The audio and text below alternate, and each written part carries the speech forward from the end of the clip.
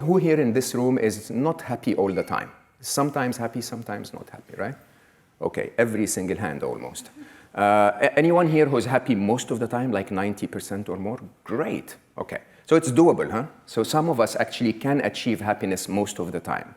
Some of us are not doing that, obviously, which basically means you're missing your target. Because if it's doable, then you're not doing really well. I mean, we would rate you as meets expectations, right?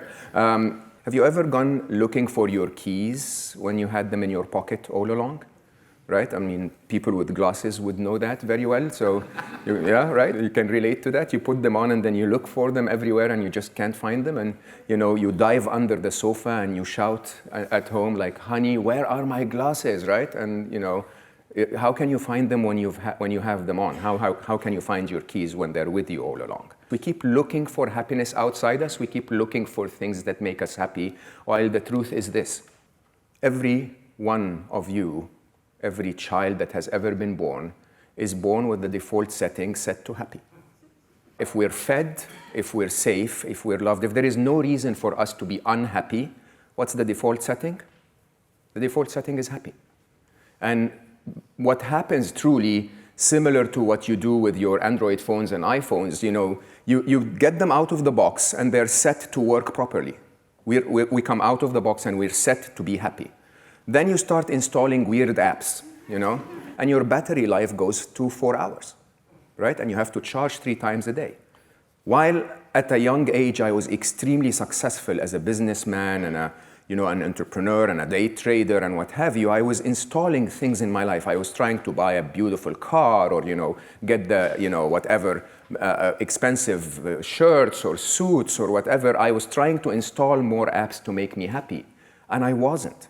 Because truly what I should have done was remove the apps that made me unhappy. In a very, very interesting way, happiness truly is the absence of unhappiness. I want to do a quick test with you. Just in a quick 1 minute, I want you to do 2 tasks at the same time. I want you to succeed at both tasks. Both are very simple tasks. So the first one, I apologize. I want you in 10 seconds, 20 seconds, to close your eyes and remember something that makes you unhappy. I want you to turn it over in your brain until you're miserable. Can you do that for me? No, don't laugh. I want you miserable. Right. Now, keep that unhappy thought in your head. Please try to continue to be unhappy. And I want you to just do a simple arithmetic task, which is to add the numbers on the screen. Or no, hold on. Why are you laughing? You're supposed to be unhappy. At least add the numbers if you can, please. Anyone added the numbers? No? Anyone remained unhappy? Failed twice. Like, bravo, right? So what did I do here? You were okay, you were smiling, everything was okay, you were engaged in the conversation. Then I asked you to think of something that made you unhappy. You thought about something that made you unhappy. What happened? Boom, immediately, unhappiness on demand, right? And then I distracted you. I stopped you thinking about what it is that you were thinking about.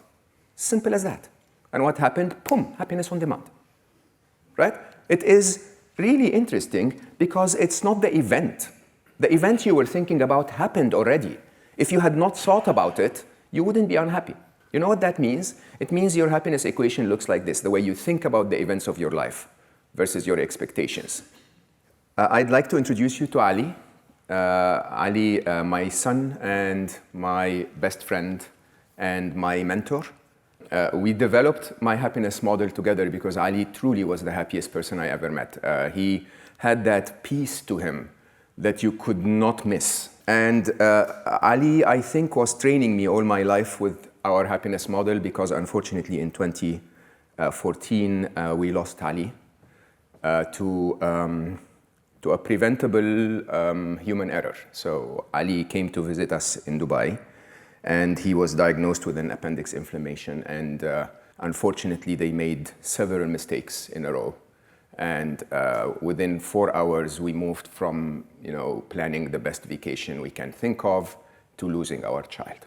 And to lose a child, I know those of you who have children will know, is the hardest thing ever. It's until today I struggle to understand what it really means. I struggle to understand the exact feeling that I'm feeling. I just don't have words for it. There is no other event in my life where I felt the same way. And there was every reason to be miserable, to be honest, when we lost Ali. But we were not.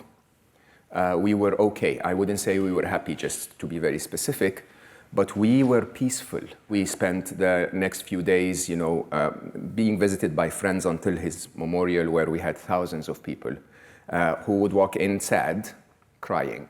And we would hug them and explain to them what we understood about happiness, what we understood about death and life. And they would smile and go around our house looking at pictures of Ali smiling all over the walls, and and they would leave happy. And if you didn't know the background to the event, you would have thought it's maybe Ali's birthday or something. Most of my friends came to me and said, you should probably write this down.